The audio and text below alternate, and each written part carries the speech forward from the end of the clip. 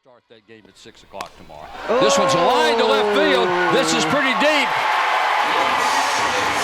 Put a dime in the jukebox for Emily Smith. Her first collegiate hit is a solo home run.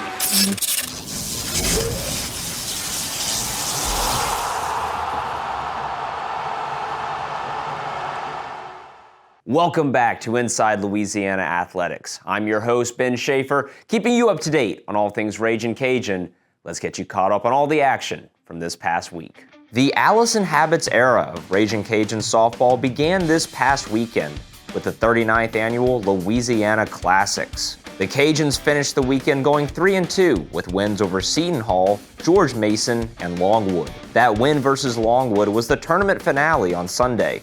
Freshman Mallory Wheeler earned her first collegiate win in this one. She pitched 7 innings, giving up only 1 run and striking out 4 batters to help the Cajuns secure the 8-1 win.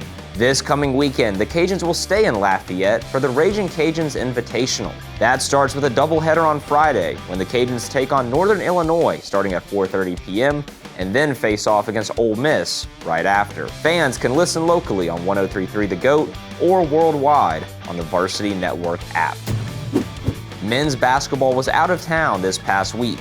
On Wednesday, they would fall to Georgia Southern 83-82. Saturday, the Cajuns took a step out of conference play to face Northern Illinois. After trailing by 11 at halftime, the Cajuns stormed back with a ferocious second half. Kenshaw Garnett led the Cajuns with 12 points, but it was Mustafa El Mutaua-Keel's layup with 24 seconds remaining that sealed the deal, giving the Cajuns the 66-64 win.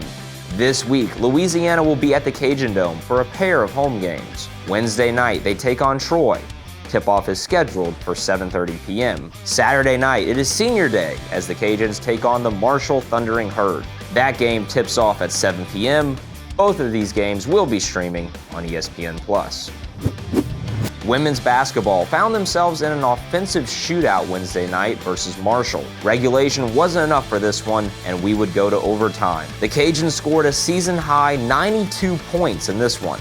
Erica Lafayette led the team with 26 points of her own. Ultimately, the Cajuns would edge out Marshall in this one to take the 92-88 victory. Saturday, the Cajuns hosted Miami of Ohio for the annual Pink Game. In pre-game ceremonies, breast cancer survivors were honored as part of the Ragin' Cajun tradition to support those affected by breast cancer and to grow awareness in the fight against it.